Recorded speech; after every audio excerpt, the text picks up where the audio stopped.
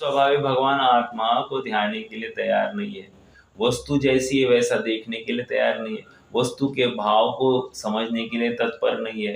ये कह रहे हैं न विज्ञान वासितम। पहले क्या था? न च चेतः करुणाक्रांतम, दूसरा न च विज्ञान वासितम, तीसरा विरत क्षणम भोगेभ्यो, अर्थात एक क्षण के लिए भोगों से विरक्त नहीं है, मतलब भोग के बिना अपना हो ही नहीं सकता। अब भोग कौन से साहब? हमको लगता है हमको भोग ही नहीं है। फैक्ट बोलता हूँ मैं, हमको लगता है कि 2-4 जगह से हम हट गए विषयों से, हम भोगी ही नहीं है, ऐसा ही लगता है। ओ, इसको अभी तक कुछ भी तत्व की बात समझ में नहीं आई, धर्म समझ नहीं आया, वस्तु स्वरूप समझ में नहीं आया है। छुटपुट छोटी सी क्रियाओं में, कोई उपवास आदि क्रियाओं में, कोई देव दर्शन आदि क्रियाओं में, कोई तीर्थ यात्रा आदि क्रियाओं में, कोई पानी छान कर शुद्धि का थोड़ा बहुत खान पान की क्रिया में, उसी में संतुष्ट है, शाबाश, धर्म हो गया। और कोई स्वाध्याय करने की क्रियाओं में संतुष्ट है, समझ में आया, मात्र स्वाध्याय करने से मेरा काम हो गया, मैं औरों से अच्छा हूँ, औरों से अच्छा हूँ मतलब धर्मी थोड़े हुआ। तो ये भ्रम है। तो क्या? विरत क्षणम भोगेभ्यो, और थोड़ा सा भोगों के लिए लगाना। क्या मैं कल भी बताया था, कैसे? मान लीजिए मेरे पास 4 जोड़ी कपड़े हैं, अब ये खत्म ना हो जाए, मैंने परिमाण जीवन पर्यंत कर लिया है, अब इससे ज्यादा मैं नहीं रखूंगा, और फिर ये खत्म ना हो जाए, ये बने रहे, इसका जो प्रयास होता है, प्रयास मतलब एक भावना निरंतर चलती है, ये भी भोग है, ये बना रहे, मतलब हमने तो लिमिट कर दिया स्वयं को, फिर भी ये बना रहे, ये भी भोग है। समझ में आ रहा है क्या? हमको किसी विशिष्ट जगह पर ही बैठना है, किसी विशिष्ट जगह पर ही सोना है, किसी विशिष्ट मतलब कोई ना कोई विशिष्ट व्यवस्था ही चाहिए, उसके बिना हमारा नहीं हो सकता। कह रहे ये भोग है तुम्हारा, क्षण भर के लिए भोग के बिना तुम रह नहीं सकते। समझ में आ रहा है क्या? स्पर्श इंद्रिय संबंधी भोग, रसना इंद्रिय संबंधी भोग, चक्षु इंद्रिय संबंधी भोग, कर्ण इंद्रिय संबंधी भोग, समझ में आ रहा है? किसी को आभूषण आदि पहनने ओढ़ने का भोग है ना, वस्त्र पहनने का, नवीन नवीन वस्त्र पहनने का भोग। मैं अच्छे से जानता हूँ कि मैं एक परिचित व्यक्ति से जानकार हूँ कि उसको ना, मतलब नवीन कपड़े पहनना और 4 लोगों को मटकते फिरना और 4 लोगों को दिखा के आना। वो कहते हैं ना, बाई मी दिसती कशी हेमा मालिनी जैसी। कहने की बात इतनी है, हर किसी को लगता है कि मैं किसी का आकर्षण का केंद्र बिंदु हूं। किसी ने मुझे पूछा नहीं, किसी ने आवाज, हमको लगता ही नहीं कि हम वस्त्र आभूषण आदि पहनते हैं तो कोई हमें, मतलब हम किसी के एक नजर में आए, ऐसा निरंतर लगता है। चलो ठीक है, सुंदर दिखने का किसी को बहुत व्यामोह होता है, दिन भर उसको सजने धजने का ही, कोई दिन भर बाल घुमाते रहता है ऐसे। हाँ, मतलब क्या है, उसको कुछ भी खबर नहीं है। तो ये भोग है अपने, समझ में आया? अब भोजन संबंधी भोग है, रहने संबंधी भोग है, वस्त्र आभूषण संबंधी भोग है, कैसी अपनी लाइफस्टाइल हो इस संबंधी भी भोग है। बहुत ये सहज नहीं रह सकता, एकदम नॉर्मल डाउन टू अर्थ नहीं रह सकता, और जैसा है वैसा वो लोगों को दिखाना नहीं चाहता है। ये भी उसका एक मानसिकता है, एक भ्रम है कि लोग क्या कहेंगे, इसलिए वो डरता है। मैं आपको बताऊं, मैं मेरे जीवन की बात बताता हूँ।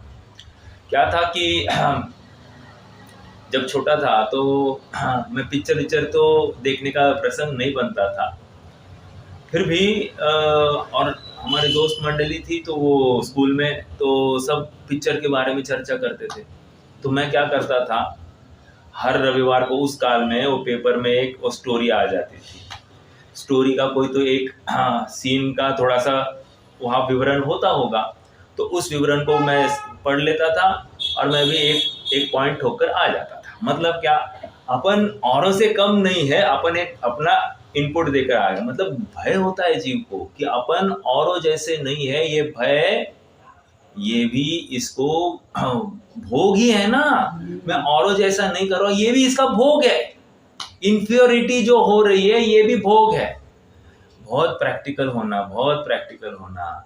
मैं लोगों के लिए नहीं जी रहा हूँ, मैं अपने आप के लिए जी रहा हूँ। ये सबसे पहले जिस दिन इस जीव को समझ में आएगा, अपने लिए मतलब इस शरीर के लिए नहीं, अपने आत्म कल्याण के लिए, अपने आत्म उत्थान के लिए जी रहा हूँ, ये जिस दिन उसको समझ में आएगा ना, ये बहुत सुखी होगा। एक 2-3 दिन पहले मैं ऐसे ही एक 2-3 वीडियोस टहल रहा था, थोड़ा सा एक 10-15 मिनट सुना भी उनका। एक ने कहा कि मेरी आज उम्र 78 साल है, मैंने 60 साल में जो समझने में लगाया वो मैं तुम्हें 60 मिनट में समझाना चाह रहा हूँ। और वो क्या समझा रहा था कि तुम दूसरों के लिए जीना बंद कर दो। उसके पूरे कथनी का एथिक्स ये था। मैं भाग रहा था, वो कह रहा था कि मैं बहुत बड़ा होना चाहता था, तो मैं बहुत बड़ा हूँ। मेरे पिताजी बड़े नहीं थे तो मुझे बहुत बुरा लगता था, तो फिर मैंने ठान लिया कि मैं बहुत बड़ा होकर दिखाऊंगा। तो मैं बहुत बड़ा हुआ, योग से मैं 50 साल का हुआ, मैं किसी कंपनी का वाइस प्रेसिडेंट हो गया, और फिर आगे बढ़ा, और आगे और आगे, और हर बार मैं स्वयं को पूछता कि अब क्या। तो और मुझे यहाँ तो आकर मुझे सुख नहीं दिखाई दे रहा, और मैं पहले जब नीचे था तो वहाँ मुझे लगता था कि यहाँ पहुँचूंगा तो सुख होगा, और यहाँ आया तो मुझे सुख ही भाषित नहीं हुआ। फिर और आगे गया और आगे सुख नहीं मिला। इसका मतलब मैं वर्तमान में जी नहीं रहा था, मैं भविष्य के लिए ही दौड़ रहा था, और भविष्य की किसी प्राप्ति में मुझे सुख होगा, यही भ्रांति मुझे थी।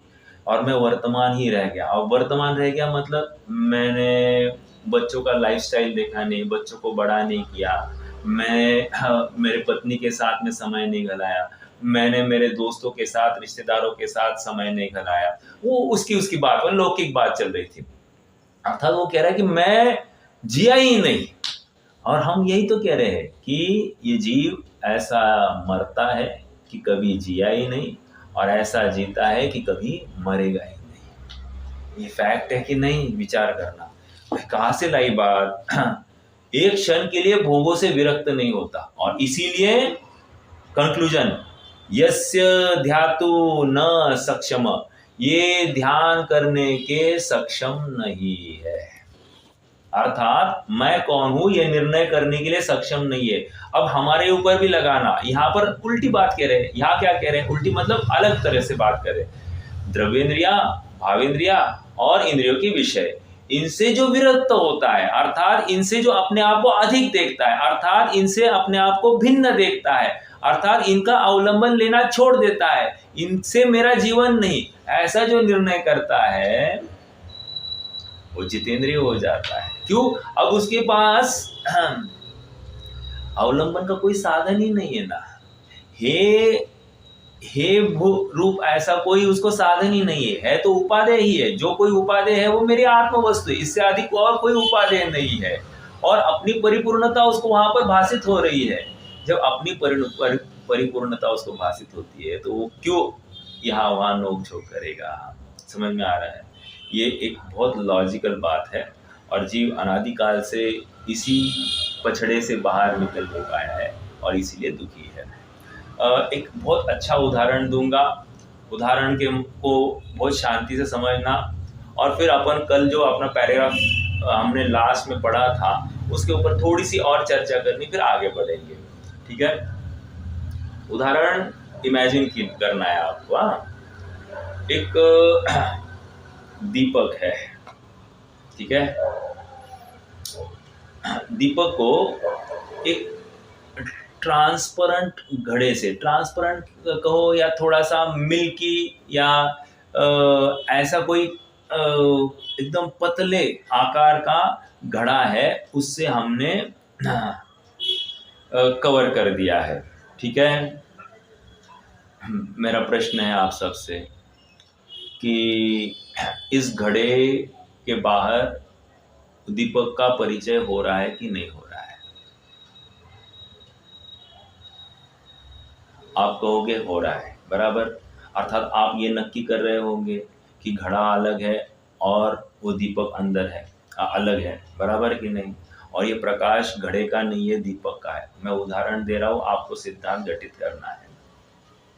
वैसे एक थोड़ी सी अच्छी सी बात बताओ आपको।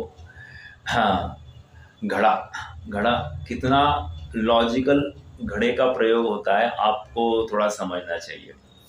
क्या आपको पता है, घड़े होते हुए को देखना, अर्थात जब हम फॉर एग्जाम्पल कभी घड़ा होता हुआ देखे, मैं ज़्यादा उसके डेप्थ में नहीं जाऊंगा क्योंकि उसके बाल की खाल निकाली नहीं जा सकती, क्योंकि जो घड़ा बना रहा है वो तो उसकी तो पूरी वाट लगी हुई है लेकिन ऐसा कहा जाता है कि घड़े बनते हुए देखना ये शुभ शकुन माना गया है कि नहीं।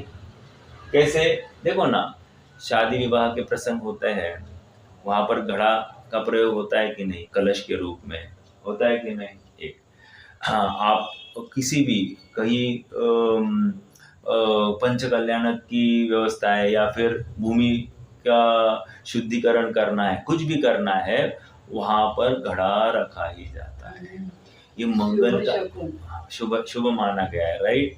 ये उसी का है, सामुद्री शास्त्रों में उसी की तरफ से कहा जा रहा है, ठीक है। एक्चुअली मालूम है क्या, तीर्थंकर की माता को 16 स्वप्न में एक स्वप्न है कि कोई बताएगा।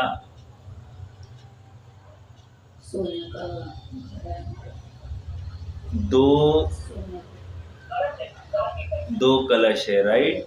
किसका परिचायक है वो, what does that mean.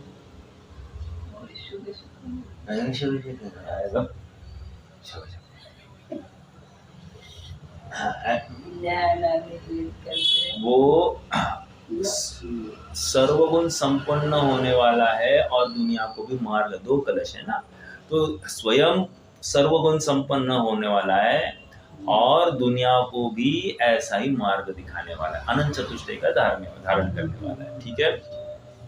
Lakshmi का परिचय, हाँ, तो अनंत चतुष्टय रूपी लक्ष्मी को धारण करने वाला है, बात वो है, ठीक है। तो वहां पर भी कलश के मंगलपने की बात आ गई।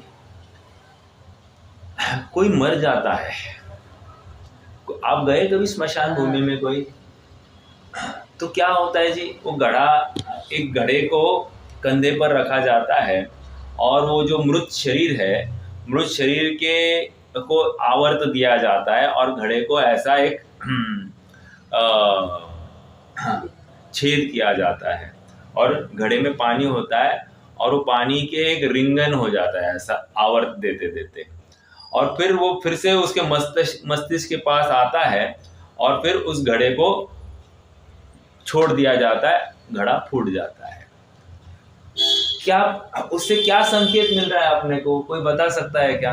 अरे बहुत लॉजिकल है ये बात है, हम तो खाली क्रियाओं में अटके हैं, उसके पीछे का लॉजिक साइंस कितना बढ़िया है, आपको आनंद आएगा ये बात सुनकर।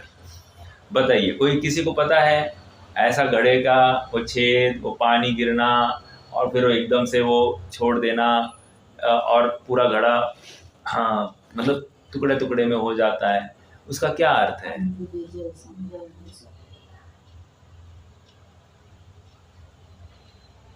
किसी ने नहीं गया, कोई किसी के मरण के प्रसंग में किसी को जाने का योग नहीं बना।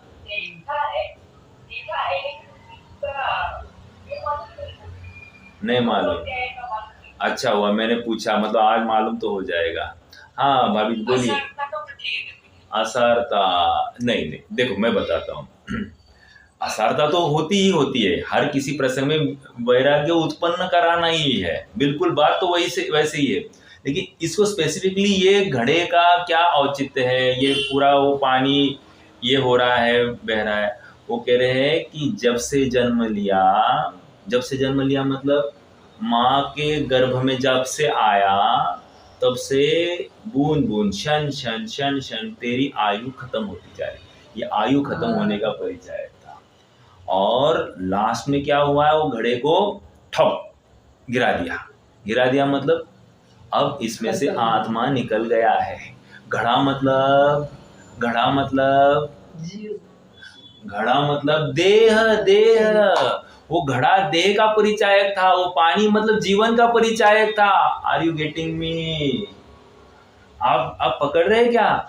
वो पानी मतलब आयु का, जीवन का परिचायक था और जीवन निकल गया, राइट। और घड़ा यहाँ रह गया, घड़ा मतलब ठेगड़ा यहाँ पर रह गया, राइट। हुआ कि नहीं हुआ? किसका मतलब है? यही मतलब है कि नहीं, मतलब हर प्रसंग में हमको कुछ न कुछ सीख दी जाती है।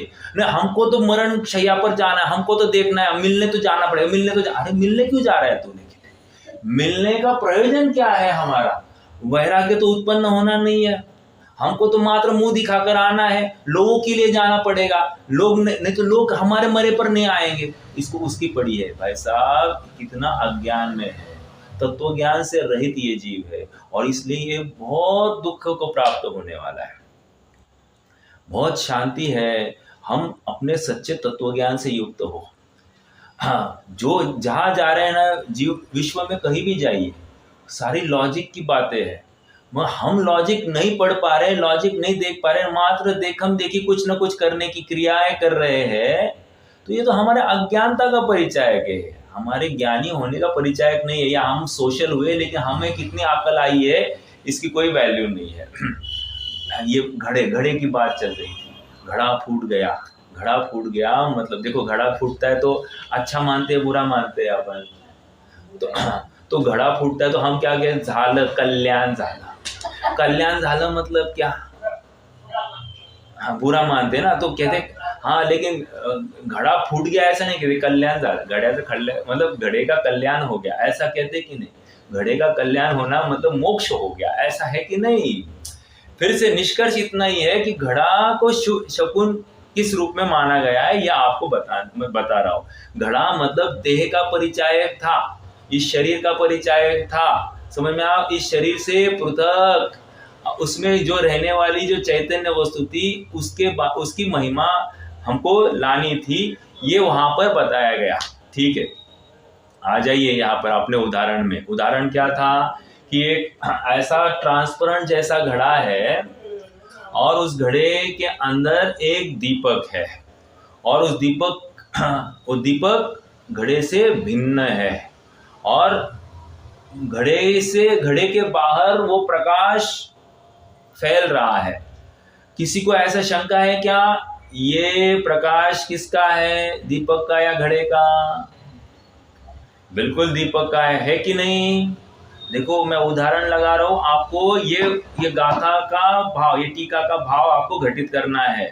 नहीं घटित कर पाए तो फिर मेरे उदाहरण देना काम का नहीं होगा। अब आगे क्या हुआ, उस घड़े के प्रकाश में एक छोटा बच्चा कुछ पढ़ रहा था, पढ़ने की कोशिश कर रहा था। तो किसी को बहुत करुणा आई, ये देख नहीं पा रहा है क्या है क्या नहीं, शब्द भी ठीक से पढ़ नहीं पा रहा है। तो उसने क्या किया मालूम है? उसने एक खुरपा के आकार का छेद किया उसमें, खुरपे के आकार का छेद किया उसमें। अब छेद किया तो क्या हो गया, प्रकाश ज्यादा आने लग गया कि नहीं? तो वो जितनी छटपटाहट थी उसकी देखने की, वो थोड़ी तो कम हो गई, बिल्कुल थोड़ी तो कम हो गई। आगे चलते हैं, लेकिन देख नहीं पाया। तो फिर उसने और 2 छेद किए, कदम के फूल के आकार के। तो क्या हो गया, और प्रकाश ज्यादा आने लग गया। अब और उस घड़े से प्रकाश ज्यादा आने लग गया। ठीक है, अब बच्चा, उसकी जो आकुलता थी वो और थोड़ी घटी हुई दिखाई दे रही है। आगे चलिए, लेकिन देख तो नहीं पा रहा है। अब क्या किया, और 2 छेद किए घड़े में। और क्या हुआ, कैसे? कह रहे मसूर के दाल के आकार के किए। अब और थोड़ी बहुत प्रकाश ज्यादा आने लग गया, और थोड़ा सा धुंधला कुछ दिखाई देने लग गया था, अभी भी अच्छे से दिखाई नहीं दे रहा है। फिर और 2 छेद किए, जव के नाली के समान, और 2 छेद किए जव के नाली के समान। अब क्या हुआ, अब वो एकदम व्यवस्थित देखने के लिए पात्र हो गया, अर्थात अब प्रकाश इतना आ रहा था घड़े से क्या वो व्यवस्थित देख पा रहा था। ये उदाहरण था। कोई इस उदाहरण को सिद्धांत में घटित करके बता सकता है?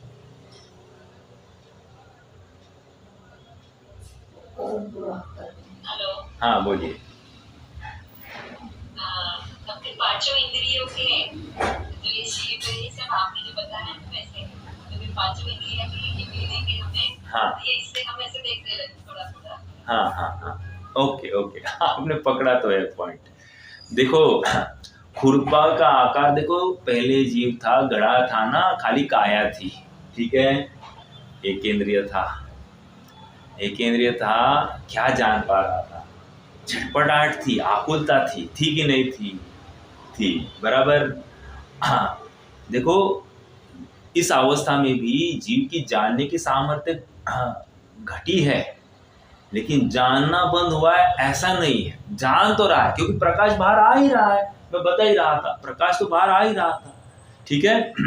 दूसरी, खुरपा का आकार हुआ अर्थात उसको रसना इंद्रिया आ गई। रसना इंद्रिया, रसना इंद्रिया मतलब क्या, अब इसको थोड़ी सी अधिक जानकारी होने लग गई, हुई कि नहीं। इस इंद्रिया के माध्यम से, ये ओपनिंग के माध्यम से, इस घड़े में, इस ओपनिंग अर्थात घड़ा मतलब अभी देह लगाना, इस शरीर में एक रसना इंद्रिया आ गई तो यहाँ विशेष जानकारी बढ़ गई, आकुलता घट गई, घटी कि नहीं घटी, क्योंकि थोड़ा अधिक जानने लग गया।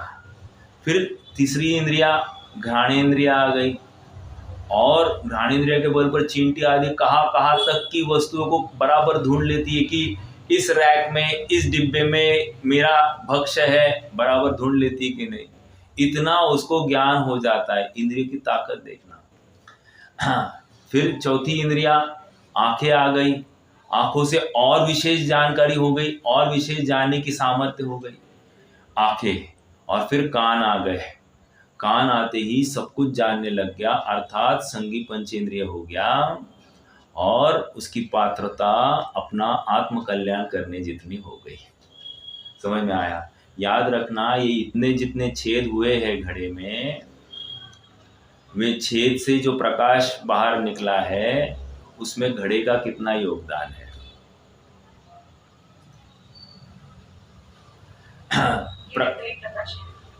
किसका? ज्ञान का ही प्रकाश, वो दीपक का ही प्रकाश है, बराबर है कि नहीं? दीपक का ही प्रकाश। घड़े ने क्या किया? नहीं, घड़े ने तो छेद बढ़ाया ना, छेद बढ़ाया। घड़े ने छेद, देखो महिमा किसी को घड़े की आ रही है तो उसको छेद, वो छेद नहीं होते तो जान नहीं पाता, छेद नहीं होते तो जान नहीं पाता। हाँ, निमित्त नैमित्तिक संबंध है, लेकिन फिर भी बताओ वो प्रकाश आया कहाँ से? प्रकाश उस दीपक से ही आया है कि नहीं? पहले भी प्रकाश उतना ही था कि नहीं? मात्र छेद की हीनाधिकता थी, लेकिन प्रकाश तो उतना ही था ना, प्रकाश बढ़ा है ऐसा तो नहीं हुआ ना, उसकी अभिव्यक्ति ज्यादा हो गई, लेकिन उस समय में प्रकाश था कि नहीं था? उतनी ही सामर्थ्य थी कि नहीं थी ना? बस यही तो है, यही तो बात कह रहे हैं कि ये अभिव्यक्ति इंद्रियों के बढ़ने से ऐसी जानने की ताकत बढ़ गई है। अब ऐसी इंद्रिया की व्यवस्था होने के बाद में कोई जीव इसको विषयों में, भोगों में लगाए तो इसका जीवन असफल है, बर्बाद है। इसमें और उस एक इंद्रिय में कुछ भी फर्क नहीं है। इसकी जैसे एक इंद्रिय आदि जीव की, मात्र एक इंद्रिय जीव की क्या है? मात्र कर्म फल चेतना है, उस रिएक्ट करना नहीं है, मात्र भोगना है। यहाँ पर रिएक्ट करने की सामर्थ्य खड़ी हुई है, रिएक्ट करना कि नहीं करना ये निर्णय करने की ताकत खड़ी हुई है। ये बड़ी बात है कि नहीं? बड़ी बात है। और संगी पंचेंद्रिय होकर भी यदि मैं उलझुल विषयों में मैं उलझता रहूंगा, अपने तत्व निर्णय से, तत्व ज्ञान से मैं स्वयं को वंचित रखूंगा, क्या होगा? भोगों में आसक्त रहूंगा, हाँ, मुझे करुणा का भाव ही नहीं आएगा तो क्या होगा? संसार परिभ्रमण न किए कि नहीं, ये यहाँ सीख दी जा रही। अर्थात ये 5 इंद्रिया जो थी वो द्रव्येंद्रिया, और जब हम द्रव्येंद्रिया कह रहे हैं ना, तो द्रव्येंद्रिय के साथ यथा योग्य भावेंद्रिया भी प्रकट होती ही होती है। भावेंद्रिया अर्थात क्षयक्षम उतना अपना बढ़ते जाता ही जाता है। समझ में आ रहा है क्या? अब कोई इन इंद्रियों की प्राप्ति के बाद जो इंद्रियों के विषय है उन विषयों में ही रम जाए, क्योंकि कि जैसे तुझे बनाया गया है मेरे लिए, ऐसा किसी को लगने लग जाए तो भाई साहब ये तकलीफ हो गई ना। उसने गलत इंटरप्रिटेशन किया है, इंद्रिया उसके लिए नहीं थी। हाँ, कल परसों ना, हाँ, श्रेयांश एक और क्लाइंट के पास गया था, और वो क्लाइंट जैन ही है, वो थोड़े से परिचय में भी है, तो वो उम्र में बड़े हैं, 50-55 के हैं, लेकिन श्रेयांश के साथ में वो ऐसा बता रहे थे कि मुझे एक दिन भी पिज़्ज़ा नहीं खाया तो मुझे मतलब एकदम बेचैन हो जाता हूँ। मतलब देखो अधीनता कितनी है एक जीव की, उस रसना लंपटता के पीछे वो चाहे उतना खर्चा भी कर सकता है। और पिज़्ज़ा क्या है? वो भोग है और मैदा है, वो तो पूरा तुम्हारा शरीर खा जाने वाला है, कचरे के डब्बा बना दिया है तुमने अपने पेट को। तो मैंने श्रेयांश को इतना ही बताया, बेटा अगली बार अगर ये बातें वो करता है ना, उसको कहना मैं मेरी एक भी बात आपको बताता नहीं, और आपका ये जीवन आदर्श तो बिल्कुल लगता नहीं है। ये जीवन शैली से आप तो आपका नुकसान तो करेंगे, और मुझे लग रहा है कि आप जो पैसे कमा रहे हैं वो किसी की दूसरे की जेब भरने के लिए कर रहे हो। ये अधीनता, आप आदर्श कैसे हो सकते हो किसी के? आपकी जीवन शैली तो आदर्श नहीं है। मतलब इतने पहुंचा हुआ व्यक्ति क्या कह रहा है, मैं इसके बिना जी नहीं सकता। अरे रे रे, मतलब कितनी उसकी कंट्रोल पावर कितनी कमज़ोर है कि वो नहीं रह पाता है किसी विषय के बिना। वो कितना गया गुजरा है, समझ में आ रहा है क्या? भूल गया वो नरकों में एक कण दाना नहीं मिला, तिरंज होकर कुछ मिला नहीं, ये भूल गया। और आज खाने की योग्यता हो गई तो क्या अनाप शनाप कचरा खा रहा है, उसको कुछ भी पड़े नहीं है, दिन नहीं देखता है, रात नहीं देखता है, बस आने दो। समझ में आ रहा है मैं क्यों बता रहा हूँ? भोगों की अधीनता किस स्तर की है, मैं उस व्यक्ति विशेष का विरोध नहीं कर रहा हूँ। कदाचित हम में भी हीन अधिक प्रमाण में ऐसी वासना होगी तो क्या, हमारे इर्द गिर्द में, हमारे घर वालों में ऐसी वासना होगी तो क्या, हम किसका अनुमोदन कर बैठते हैं, इसकी मुझे ये है। देखो अभी जो मैंने बात सुनाई, कृतकारित अनुमोदना के स्तर पर पकड़नी, मात्र कृत के स्तर पर नहीं करनी, अपने लिए नहीं। आप सोशल एनवायरनमेंट में रह रहे हो ना, तो आपका इर्द गिर्द भी, आपका परिकर भी आपके विचारों के अनुसार हो, ये आपकी खबरदारी है। समझ में आ रहा है क्या? और अगर आपके एनवायरनमेंट अगर ऐसा ठीक नहीं है, अपन सम्यक्त्व के पात्र नहीं, ध्यान की पात्रता नहीं आती है। फैक्ट है, ये फैक्ट है। समझ में आ रहा है क्या?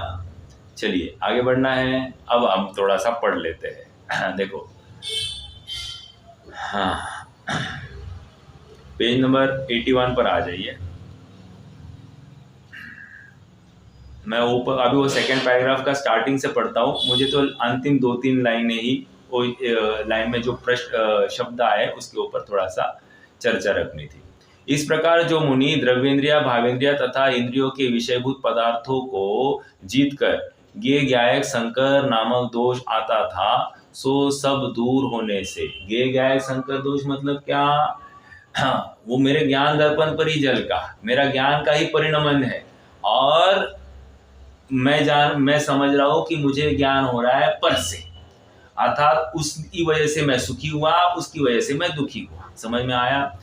तो ये जितनी भी, देखो यहाँ पर काफ़ी चर्चाएं चलती है, चर्चा इस प्रकार की चलती है कि हाँ, सौगत मत वाले या फिर बौद्ध मत वाले, वे कहते हैं कि ज्ञान का कारण कौन? तो कह रहे ज्ञान का कारण इंद्रिया। और क्या ज्ञान का कारण कौन? कह रहे पदार्थ। ज्ञान का कारण कौन? प्रकाश। कह रहे ये तीन के बिना ज्ञान होता ही नहीं। तो आचार्य देव ने तर्क दिए।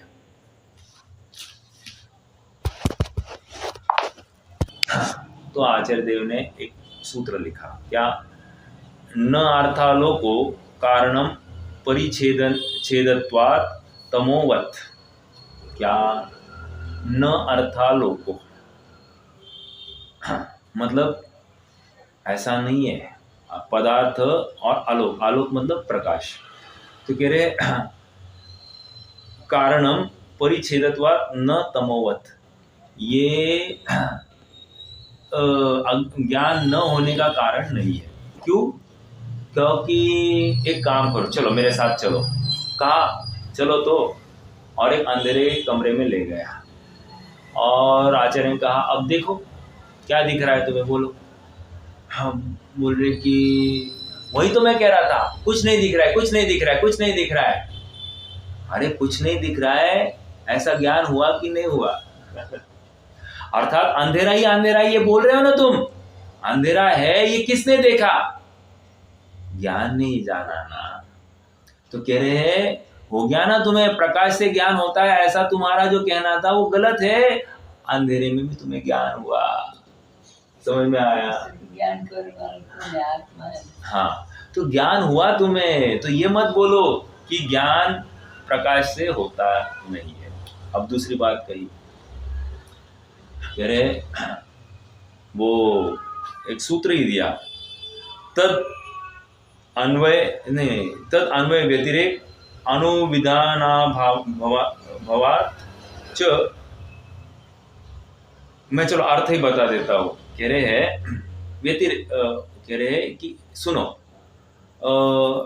तुम्हें तो दिन में दिखाई देता है, तुम्हें रात में नहीं दिखाई देता, अंधेरा होता तो नहीं दिखाई देता, बराबर है नहीं? लेकिन तुमने देखा है कभी जो जंगल में जाते हो तो वहाँ पर सिंह आदि जितने हिंस्र पशु है वे कब निकलते हैं शिकार करने के लिए? दिन में निकलते हैं, रात में निकलते हैं? रात में निकलते हैं। रात में निकलते मतलब उनको रात में दिखता होगा तभी तो निकलते होंगे ना। तुम्हें कभी रात में कभी बैलगाड़ी में बैठे हो क्या? बैलगाड़ी में प्रकाश नहीं है, दिया नहीं है, कुछ नहीं, बैलों को के सामने कुछ नहीं, लेकिन बैलों को बराबर रास्ता दिखता है। क्यों दिखाई दे रहा है? क्योंकि उनकी तिमिर हरा जय दिट्ठी, उनकी दृष्टि तिमिर का हरण करने वाली है। अर्थात रात्रि में उनको दिखाई देता है। आप जितने भी तिर्यंश है उनकी आंखों में देख लेना, उनको वो रेडियम टाइप चमकती है उनकी आंखें रात में, स्वयं अंदर से चमकती है। उल्लू को रात में ही दिखाई देता है, दिन में दिखाई नहीं देता। क्या कारण है? कह रहे इसका मतलब किसी किसी को दिन में दिखाई दे रहा है, किसी को रात में दिखाई दे रहा है, किसी को प्रकाश में दिखाई। अभी उसी उल्लू को दिन में दिखाई नहीं देता और उसी उल्लू को रात में दिखाई देता है। तो हम क्या उसके लिए वो क्या उसकी तरफ से अगर बात रखनी तो क्या कहेगा कि प्रकाश अज्ञान का कारण है, अंधकार ज्ञान का कारण, ऐसा वो बोलेगा। और तू कह रहा है कि प्रकाश ज्ञान का कारण है और अंधकार अज्ञान का कारण है, अर्थात ज्ञान नहीं होता है। समझ में आया? तो तर्क में विरोध आया है। इसलिए तू जो कहता है कि प्रकाश से ज्ञान होता है, ऐसा नहीं। समझ में आया? और पदार्थ की बात रही, अरे पदार्थ सामने होते हुए भी ज्ञान नहीं होता है। जैसी वस्तु वो देख नहीं पा रहा है, यही तो फिर पदार्थ सामने होते हुए भी तुझे ज्ञान नहीं होता है, और पदार्थ नहीं है तब भी ज्ञान हो सकता है। ऐसी भी बहुत सारी घटनाएं हैं। समझ? हाँ, वो कांताननम व्यक्तम, अर्थात अमावस की रात में कैद में बैठा हुआ एक कैदी है, उसको अपनी कांता का, अपनी प्रियतमा का चेहरा एकदम स्पष्ट दिखाई दे रहा है उसको, बाकी अंधेरे में सब कुछ दिखाई दे रहा है उसकी अपनी प्रियतमा। ये क्यों दिखाई दे रहा है? अर्थात पदार्थ तो सामने नहीं था, फिर भी उसको अपनी पत्नी दिखाई दे रही है। इसका मतलब पदार्थ से ज्ञान नहीं होता, ज्ञान से ज्ञान होता है। ये तीन बातें बताई गई। हाँ, अब ये बताने का प्रयोजन क्या था क्योंकि पर से ज्ञान मानता था ना, ये तीनों पर पदार्थ थे और तीनों को इंद्रिया कह दिया, इंद्रियों से ज्ञान होता है, ज्ञान उपजता है, ऐसी इसकी मान्यता थी। टोटल मजीद साहब ने क्या उदाहरण दिया, खिड़की है किसी घर में, तो खिड़की से हमको बाहर का नजारा दिखाई देता है, खिड़की की वजह से दिखाई दिया या हमने देखा इसलिए दिखाई दिया? हमने देखा इसलिए दिखाई दिया ना। वैसे ही ज्ञान जानेगा तो बाहर का पदार्थ जानने में आएगा, ये बात थी। ज्ञान नहीं जानता है तो बाहर का पदार्थ होते हुए भी जानने में नहीं आता है, इसलिए ज्ञान ज्ञान से होता है, पदार्थ से नहीं, ये सिद्ध किया जा रहा है। ओके। हाँ, और एक बात, स्वावरण क्षयक्षम लक्षण योग्यतया ही प्रतिनियतमार्थम व्यवस्थापयति। क्या कह रहे हैं ये?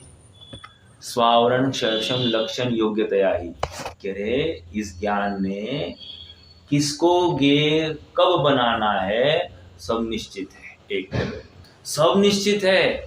तू सोच सोच के कहता है ना कि मैं इस समय में मैं ये करूंगा, उस समय में ये करूंगा, मैं इसको जानूंगा, इसको नहीं जानूंगा। अरे रॉन्ग। ज्ञान ने किसको कब जानना है सब निश्चित है और वो स्वयं की योग्यता से है। तो वहां पर कह दिया अंतरंग और बहिरंग निमित्त दे दिया। स्वावरण क्षयक्षम लक्षण योग्यता है, ये बहिरंग निमित्त क्या दिया? क्षयक्षम, ज्ञानावरण आदि का क्षयक्षम, ठीक है। और अंतरंग निमित्त क्या है? तत्समय की योग्यता। वो योग्यता ही, ज्ञान की योग्यता ही अंतरंग निमित्त है कि इसने जानना ही है। समझ में आया क्या बात आ रही है? अर्थात पदार्थ से ज्ञान नहीं होता है, वो स्वयं अपने ज्ञान की सामर्थ्य से ही होता है, ये बात भी नक्की होगी। अब इतना जानने के बाद में इस जीव को अब कोई भ्रम होगा, पदार्थ बाहर से आया है, पदार्थ की वजह से ज्ञान हुआ है, पदार्थ के कारण, ये कुछ भी भ्रम नहीं होगा। देखो मैं कहूँ कि पदार्थ से ज्ञान नहीं होता है ना, चलो एक काम करो, तुम्हारा ये लैपटॉप है, ये जो वाईफाई है, ये सब बंद कर दो और अब सब जितने बैठे हैं वहाँ पर सबको ज्ञान होने दो। हो सकता है क्या? चलो इस तर्क का उत्तर कौन देगा बताइए? मैं यहाँ से वाईफाई बंद कर रहा हूँ और यहाँ लैपटॉप भी बंद कर दिया जा रहा है और अब मैं यहाँ से जिनवानी तो बोल रहा हूँ, अब आपको ज्ञान कैसे होगा?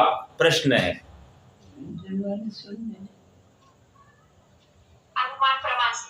अनुमान प्रमाण से। अरे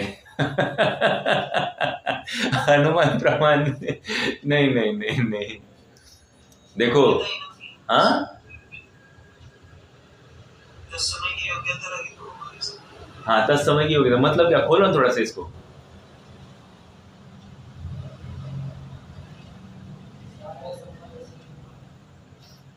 अरे बराबर है ना, ये साधन नहीं होंगे, ये वाईफाई नेट नहीं होगा, ये लैपटॉप नहीं होगा, तो आप नहीं जान पाएंगे, ये आप नहीं जान पाएंगे। लेकिन ऐसा आप जान रहे हैं कि नहीं जान रहे हैं? अर्थात ज्ञान तो हुआ कि नहीं हुआ? नहीं जानने संबंधी ज्ञान हुआ ना।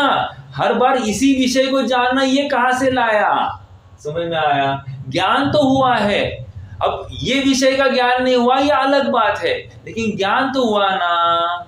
बस हम यही सिद्ध करने चाह रहे हैं कि ज्ञान स्वयं की सामर्थ्य से होता है, अन्य का किसी का उसमें रोल नहीं है। पकड़ में आ रही है बात? ये है। हाँ, तो क्षयक्षम गे गायक संकर नामक दोष हो रहा है। ये क्यों हो रहा था? दो को मिला हुआ मान रहा था, अब ये दो को मिलने की बात ही नहीं रहती है। अब ज्ञान भी मैं और गायक भी मैं और गे भी मैं, ये जिस समय में इसको स्वीकार हो जाती है बात, अब उसको ये गे गायक संकरपना, अर्थात बाहर की वस्तु आकर मिले, बाहर की वस्तु हो तो मैं जानूं, ये डिपेंडेंसी अब नहीं रही, ये तकलीफ अब नहीं रही, अब स्वाधीनता आ गई है। अब जब स्वाधीनता आ जाती तो निर्भरता भी आ जाती है, आकुलता घट जाती है। आकुलता घट गई तो अपने स्वभाव में ये एकदम निश्चिंत होकर स्थिरता को प्राप्त होता है। अर्थात यहाँ पर दो शब्द दिए जा रहे हैं, स्वतः सिद्ध हो गया और ऊपर तैरता है। ऊपर तैरता है मतलब तैर रहा है ऐसे ऊपर, ऐसा नहीं। ऊर्ध्वगमन स्वभाव की बात भी कर रहे हैं। देखो मैं पढ़ता हूँ, अपन थोड़ा सा पढ़ते हैं, फिर आगे उसका भी खुलासा कर दूंगा। देखो क्या कह रहे हैं, दोष दूर होने से एकत्व में टंकोत्कीर्ण और ज्ञान स्वभाव के द्वारा सर्व अन्य द्रव्यों से पर पदार्थ से भिन्न ऐसे अपने आत्मा का अनुभव करते हैं। वे निश्चय से जितेंद्रिय जिन है। निश्चय से जितेंद्रिय जिन है मतलब क्या? अर्थात भगवान की निश्चय स्तुति क्या है? प्रकरण को भूलना नहीं, भगवान की, और भूलना भी नहीं। क्यों? क्योंकि हम जिस मान्यता को लेकर भगवान की निश्चय स्तुति मान रहे हैं और यहाँ पर जो बताया जा रहा है उसको भी हमको नक्की करना है कि हम अब अपनी मान्यता को किस तरफ लेके जाए। निश्चय स्तुति मतलब क्या? भगवान की निश्चय स्तुति। वे वेदी में विराजमान भगवान है उनकी, या समोशर में विराजमान भगवान है उनकी निश्चय स्तुति क्या? समझ में आया? देखो कोई भगवान की आज्ञा लेकर, भगवान मैं अभी खाने का नियम नहीं खाने का नियम लेता हूँ, भगवान अब मैं आपकी आज्ञा से अब थोड़ा सा खाने का नियम लेता हूँ, मैं खाऊंगा, अभी थोड़ा सा खाता हूँ, ऐसा जो कोई कह रहा है वो भगवान की कौन सी स्तुति कर रहा है? व्यवहार स्तुति कर रहा है, निश्चय स्तुति कर रहा है?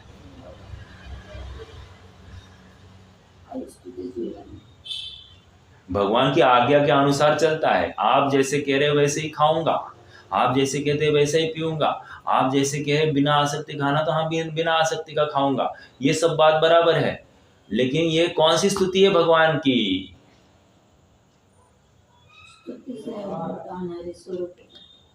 भगवान के कहे अनुसार चलना ये भगवान की व्यवहार स्तुति है। लेकिन निश्चय स्तुति क्या है?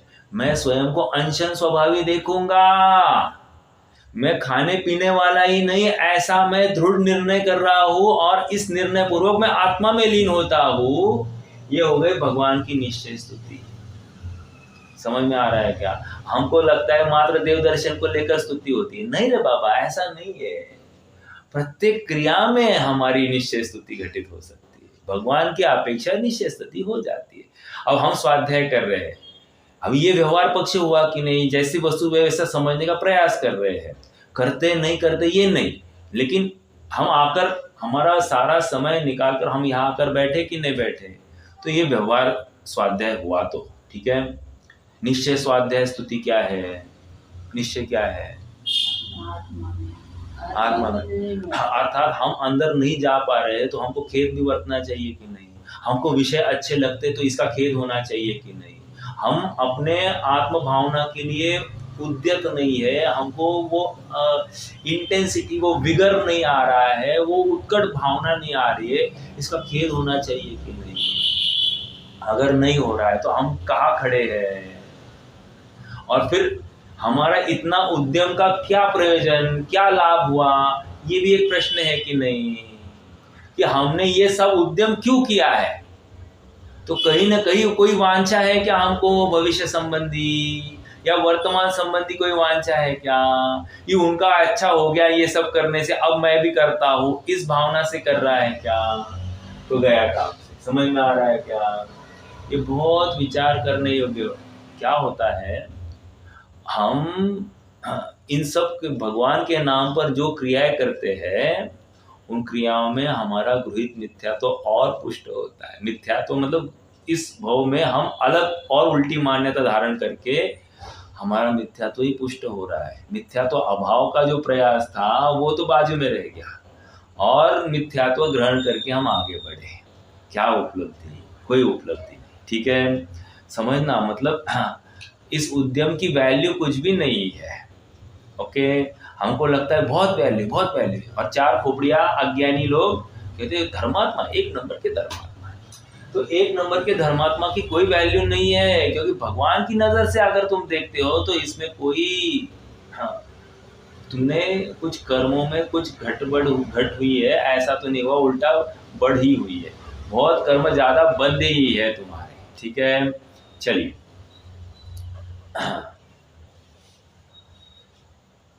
वे निश्चय से जितेंद्रिय जिन है, ज्ञान स्वभाव अन्य अचेतन द्रव्यों में नहीं है। पॉइंट नंबर 1, ज्ञान स्वभाव अन्य अचेतन द्रव्यों में नहीं है, मतलब पदार्थ से ज्ञान नहीं हुआ। इसलिए उसके द्वारा आत्मा सबसे अधिक भिन्न ही है। अर्थात आत्मा भिन्न है क्योंकि अपना चैतन्य अपने से है, अपना चैतन्यपना, अपना जाननपना अन्य से नहीं है। ये नहीं, मतलब पर द्रव्य का कुछ भी कारण नहीं है, इसलिए ये ज्ञान उन सबसे अधिक है, भिन्न ही है। देखो, ये भी एक शब्द अपन अधिक, इस शब्द के ऊपर थोड़ा सा उहापोह करते हैं। अभी क्या है, अधिक हमने यहाँ पर पढ़ लिया, अधिक मतलब भिन्न। थोड़ा सा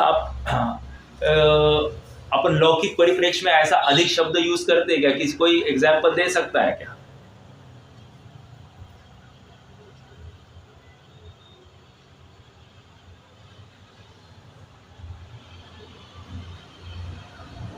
देखो देखो, मैं बताता हूँ।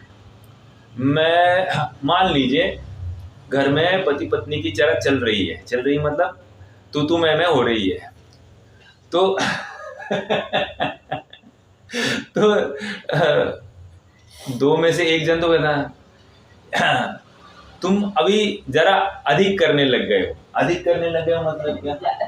अधिक मतलब तुम लीक से हट गए हो, मतलब ऐसा नहीं करना चाहिए, ये अधिक हो गया। अधिक हो गया मतलब ये नॉर्मल नहीं है, अब नॉर्मल है। समझ में आया?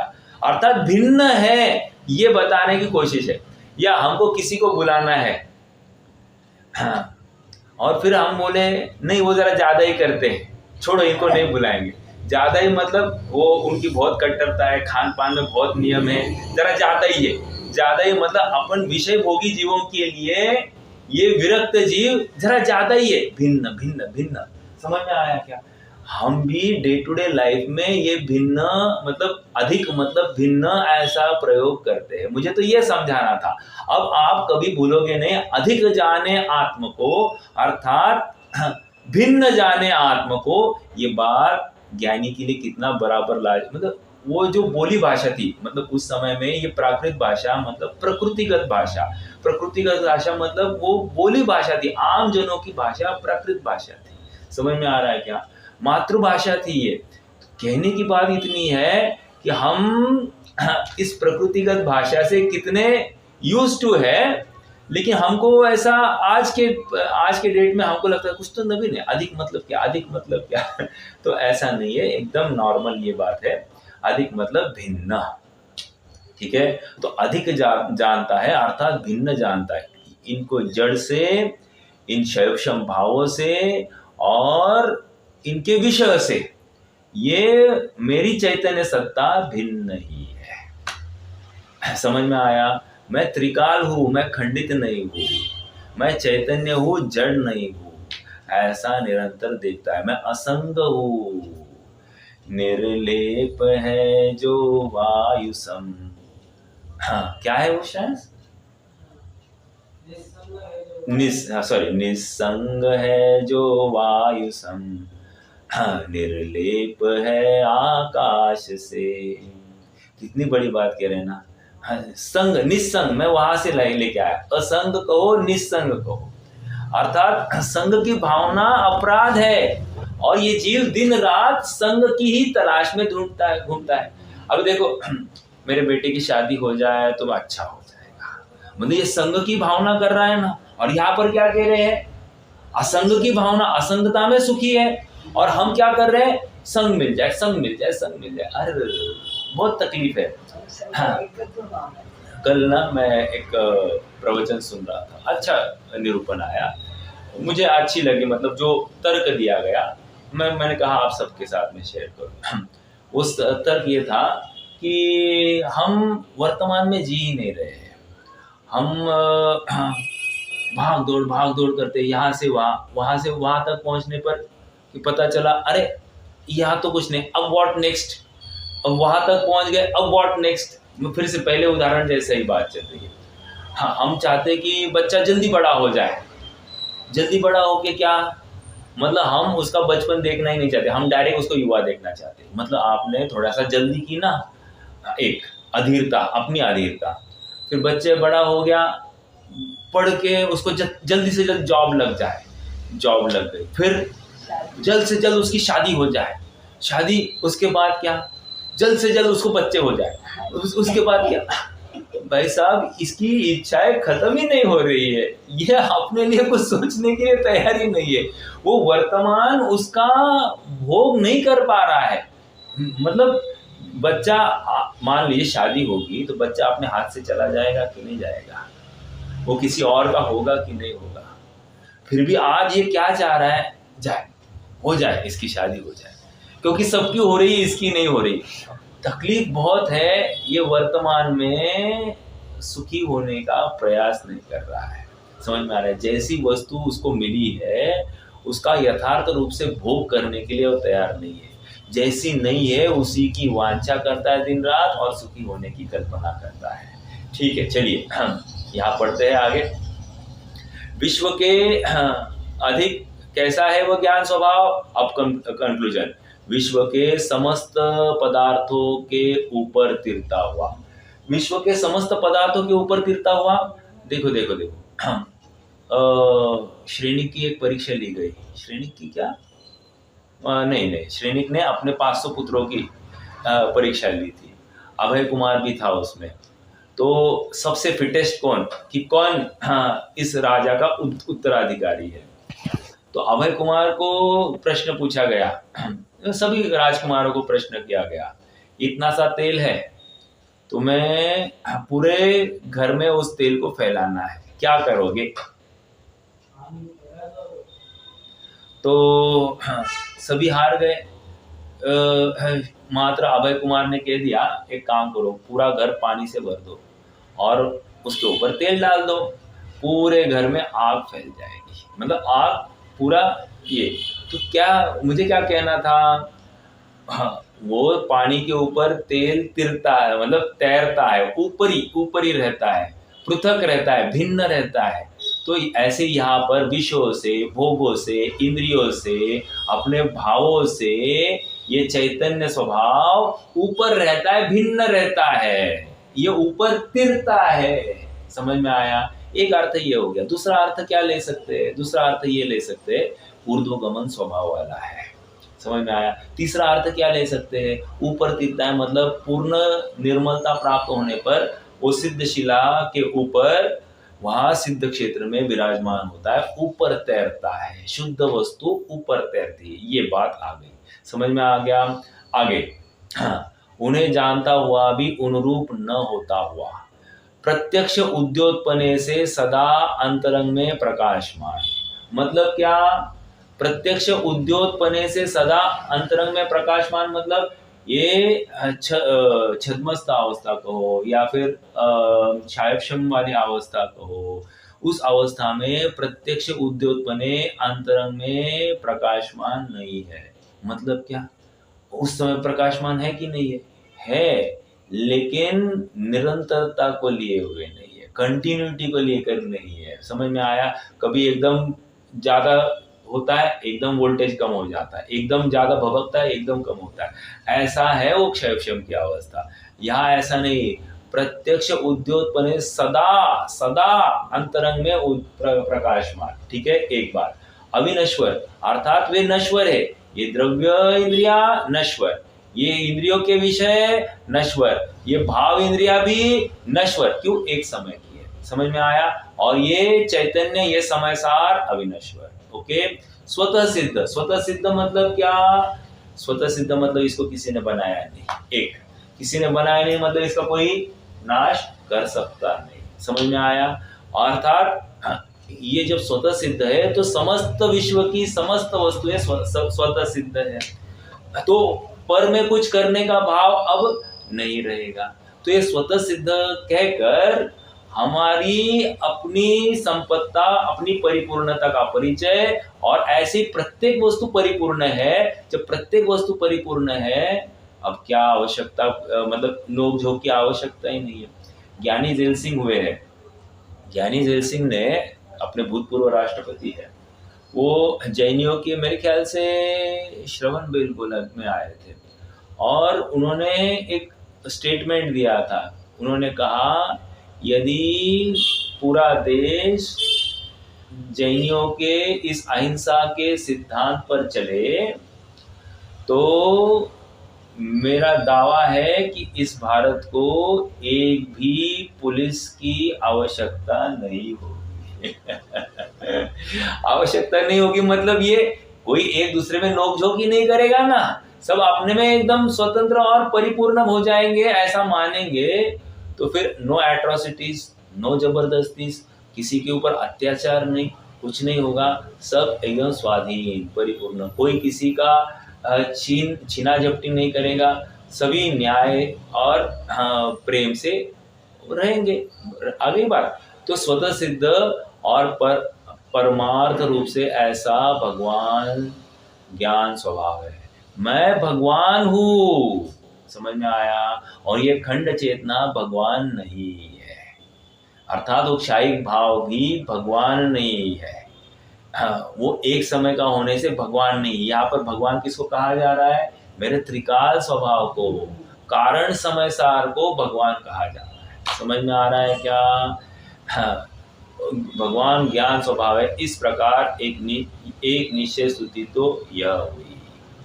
ठीक है, अब हम तात्पर्य वृत्ति को अपन कल पढ़ेंगे। आज के लिए रुक जाते हैं। कोई प्रश्न है तो रख सकते हैं।